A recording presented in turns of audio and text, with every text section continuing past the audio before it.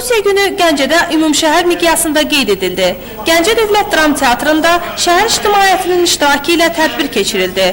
Tədbiri giriş sözü ilə açan Nizami rayon İcra Hakimiyyətinin başçısı Paşa Paşayev, Azərbaycanın ana qanununun aliliyindən və hər bir vətəndaşın bu qanuna baş əyməsinin vacibliyindən danışdı. Azərbaycan Respublikasının vətəndaşları böyük bir yüksəkliyi şəraitində ümumxalq səs verməsi yolu ilə müstəqil dövlətimizin ilk konstitusiyasını qəbul etdilər. Bununla ölkəmizin və xalqımızın dövlətçilik tarixinə yeni bir şanlı səhifə yazıldı. Sonra tədbir iştirakçıları adından ölkə prezidentinə ünvanlanmış təbrik məktubu oxundu. 95-ci ildə qəbul olunan konstitusiyamız ölkəmizdə insan hüquqlarının qorunub saxlanması, demokratiyanın inkişaf etdirilməsi, söz azadlığının bərqərar olması üçün möhkəm təməl oldu.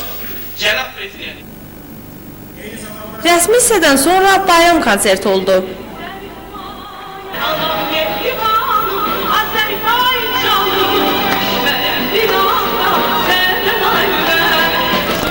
1995-ci ildə qəbul olunmuş konstitusiya ölkəmizdə insan hüquqlarının qorunub saxlanmasına, demokratiyanın inkişaf etdirilməsinə, söz azadlığının bərqərar olunmasına möhkəm təməl oldu.